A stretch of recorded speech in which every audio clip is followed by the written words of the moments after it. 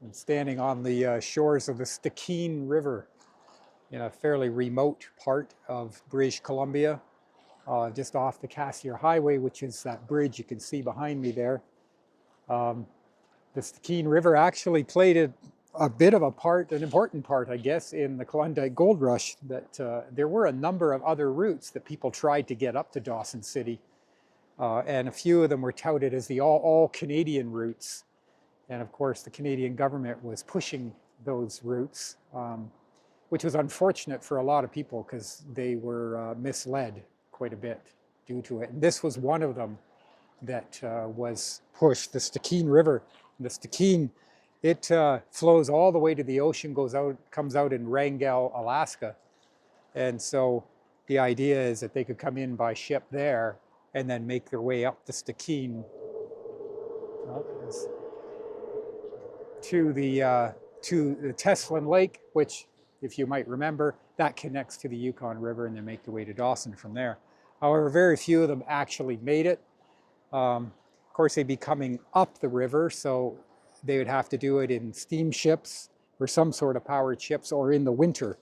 And the problem is this river coming out of Wrangell in the winter didn't completely freeze. It stayed pretty slushy, and so people had to try to get up there with dog sleds and whatever they had, and it was quite a mushy mess.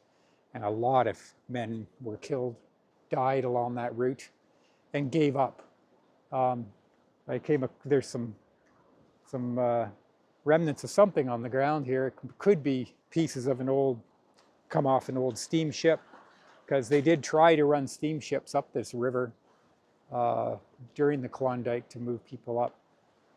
I don't know how effective that was, but it didn't sound like it was very effective. The river, as you can see, is in flood right now, spring flood, a lot of debris coming down. And there's a big sign over here warning of rapids up ahead that are impassable. So it's quite a major northern river, though. Anyhow, I camped not too far from here, a place called Dease Lake, and I'm making my way today to Stewart, BC, which you might know. That's the famous spot that you always see pictures of bears gobbling up the salmon. And I'm a little too early for the salmon, but I'm going to go there anyhow. It seems like a pretty unique spot, and that's a bit of a long stretch, around 450 kilometers from here. So that's my goal for today. But beautiful day again. It did rain a little bit overnight, but most of the smoke has dissipated this morning, which is nice. So I'm going to carry on from here. All right. Thank you.